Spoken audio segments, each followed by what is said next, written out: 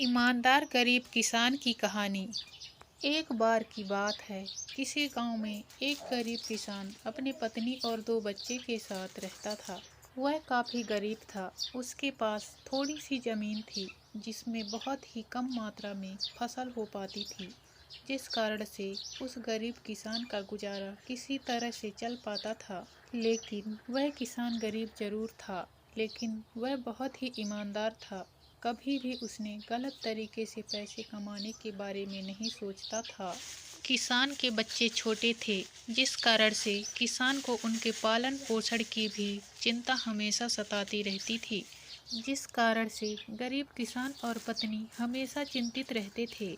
गरीब किसान अपनी पत्नी के साथ अपने खेत में खूब मेहनत करता था, लेकिन उसके मन मुताबिक उतना फसल नहीं हो पाता था कि उसके परिवार का गुजारा हो सके।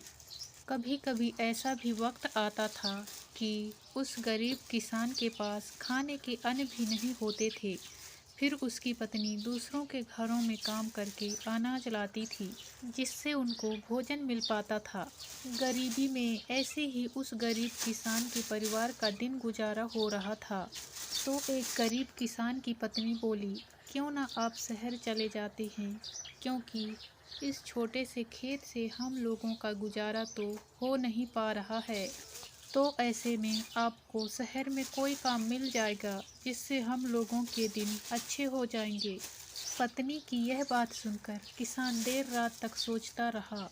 फिर उसने अगले दिन शहर जाने का फैसला किया। फिर अपनी पत्नी से विचार विमर्श करने के बाद वह गरीब किसान शहर जाने के लिए निकल पड़ा। काफ़ी दूर चलने के बाद वह गरीब किसान शहर के एक रिहायशी इलाके में पहुंच गया। लेकिन वह गरीब किसान इस शहर में अनजान था। उसका कोई जानने वाला नहीं था। वह काफ़ी थक भी गया था और एक पेड़ के नीचे बैठकर आराम कर रहा था।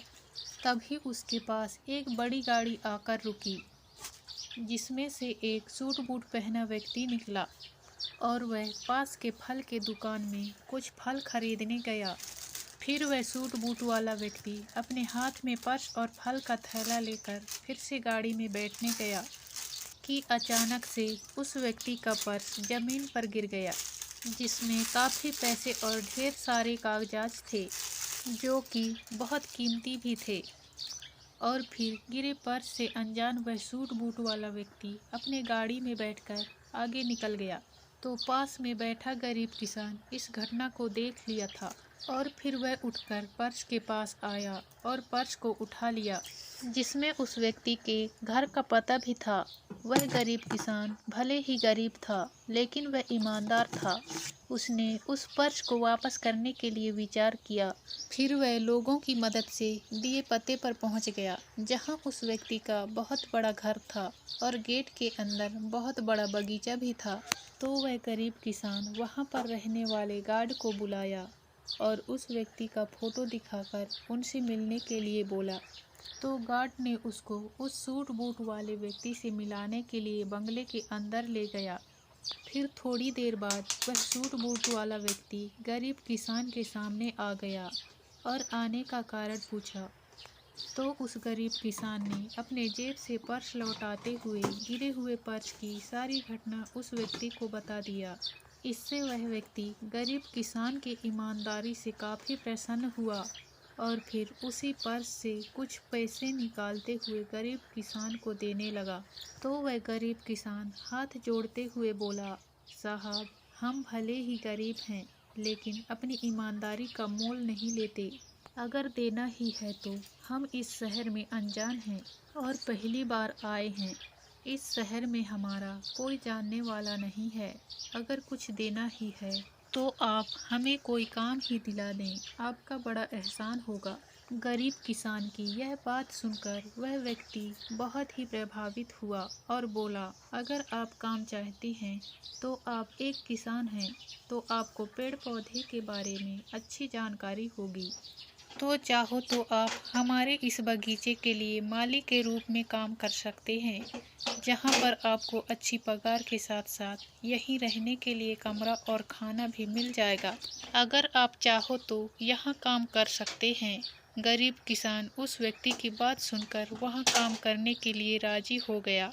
इस तरह ईमानदारी के चलते उस गरीब किसान को अनजान शहर में भी अच्छा काम मिल गया और फिर धीरे धीरे उस गरीब किसान के परिवार के दिन भी सुधरने लगे। इस गरीब किसान की कहानी से हमें यही शिक्षा मिलती है कि भले ही हम चाहे कितने भी गरीब क्यों ना हो, लेकिन हमें कभी भी अपनी ईमानदारी नहीं छोड़ना चाहिए, क्योंकि अगर कुछ चंद पैसों का लालच करके गरीब किसान उस पर्स को अपने पास रख लेता तो उसे उस समय तो कुछ पैसे जरूर मिल जाते, लेकिन उसे काम नहीं मिलता।